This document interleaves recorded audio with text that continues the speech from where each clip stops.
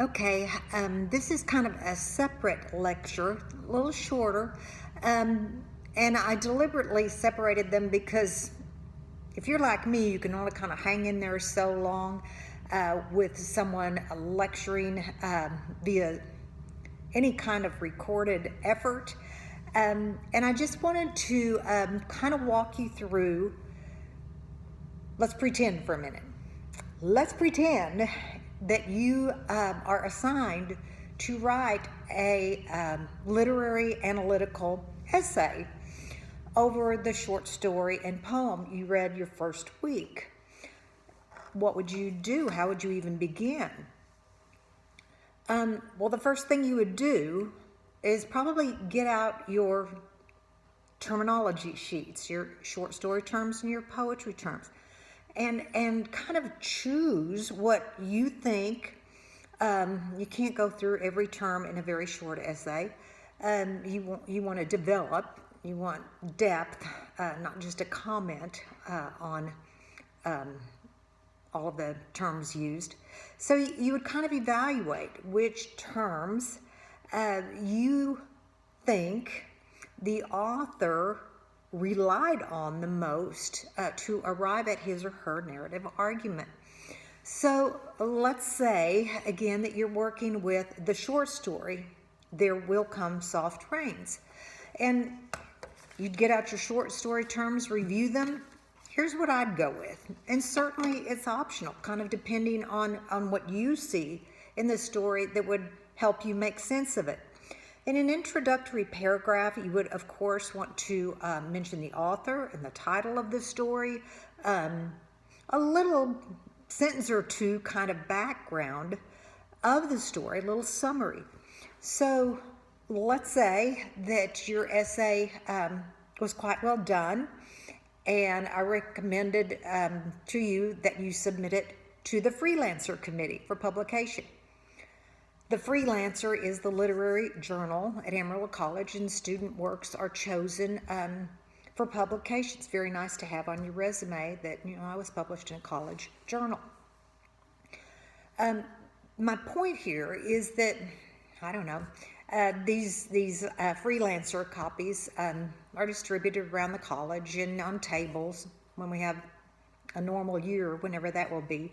And a student from, I don't know, outside of a biology class might pick it up and have never read the story. So to follow the essay, they need just a little summary. You don't want the essay itself to be plot summary, but a sentence or two in your introduction that summarizes the story, kind of gets anyone on board, and then leads into your thesis sentence. And of course, a thesis sentence is always basically what I'm going to prove in my paper in third person. Just a reminder. So if I was going to analyze this short story, There Will Come Short Rains, I would for sure talk about the setting, that it's 2026. It's set in a futuristic time. It was written in 1950, remember. And that the author, and here I would include the quote, the narrator, the author writes the story, the narrator tells it. The narrator says that the house stood alone in a city of rubble and ashes. This was the one house left standing. At night, the ruined city gave off a radioactive glow, which could be seen for miles. So the setting is futuristic, and obviously there's been some sort of nuclear warfare that has resulted in destruction. And your reader would need to know that this futuristic setting is certainly important in light of the fact that your thesis, what you're proving, is that very much Bradbury is warning against possible destruction from modern warfare. The story, there's so much imagery that relies on sound, as well as, of course, images that come to the mind. The first thing you hear is a clock ticking away, and this fact that the house is measuring time on its last day of existence is interesting. There's wonderful images throughout. My personal favorite that I would probably quote excerpts and phrases from is the description of the nursery. And that paragraph ends with, it was the children's hour, where all of the animals on the wallpaper in the nursery seem to have life themselves. And the imagery goes throughout the entire story. The story pretty much relies on good imagery. And lastly, you would have to do a pretty thorough examination of personification. A house can't try to save itself, literally. The house is being personified. Well, why? Why is this house almost given a life of its own?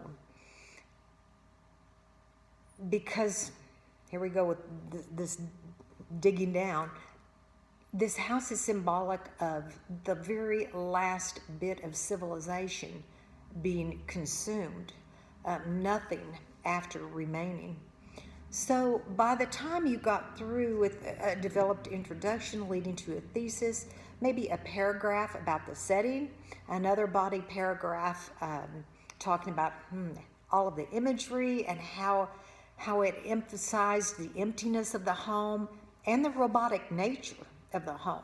There's nothing human about the house itself, obviously, even though it's a symbol really of the inhumanity of man when we turn to such weaponry and such destruction.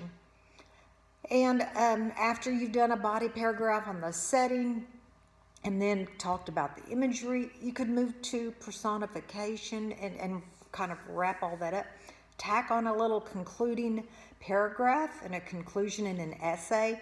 It's kind of like putting the bow on a Christmas package. It just kind of is that finishing touch that ties it all together. And you would have an essay. If, on the other hand, you were writing on the poem, you would look at your poetry terms, not your short story terms. Make sure you wouldn't confuse them. But again, your introduction would be very similar. Your readers would need to know the author's name, the title, when it was published, a little brief summary of the poem, and then I think you could start with diction, because there are some words that are extremely important in this poem. It's interesting that Sarah Teasdale began the poem with, "There will be soft rains." The tense is important there. Will. Again, immediately, you know this isn't about a past. The speaker in this poem is asserting that there will be a rebirth. How do we know that? Well, spring, here we go with another term, is a symbol of when you're young, childhood, you're symbolically in the springtime of your life. Probably most of you are in the summer of your life. I have to admit it, I'm probably wrapping up the autumn of my life, and then there's winter. Kind of scary. But these seasons are used symbolically in literature all the time. So starting out, there will be another time of rebirth is a little hopeful. But again, I want to talk about that when we get to the end, because I'm not so sure it's as hopeful as a lot of people, a lot of critics think it is. You would, once again, there's a lot of imagery in this poem, and it's all beautiful imagery, absolutely tranquil, I guess would be the best word. Robins will wear their feathery fire, whistling their whims on a low fence wire. It's just all a beautiful capturing of nature and song of nature. It's about as Walt Whitman-ish as you can get. Just a very nice little picture of nature, until all of a sudden there's a shift in tone. Not one will know of the war, and you're kind of thrown for a loop maybe as a reader. War? What war? And you would have to explain why this word is so important in 1919 when Sarah Teasdale was writing right at the end of World War I. That one word gives you a lot to explore. Even you could do research on the nightmare of the use by the Germans of what is commonly known as mustard gas. This war was ghastly. So you could explore a lot, I think, looking at that word. And then another word that just jumped out at me, and choosing diction is kind of reader response, personal. What triggers you? Not one would mind, neither bird nor tree, if mankind perished utterly. And she didn't use the word if mankind died, perished. And perished means to suffer death in a violent or sudden way. So it's a very intense, almost echo of the idea of war. So you could certainly spend some time exploring some word choices in this poem.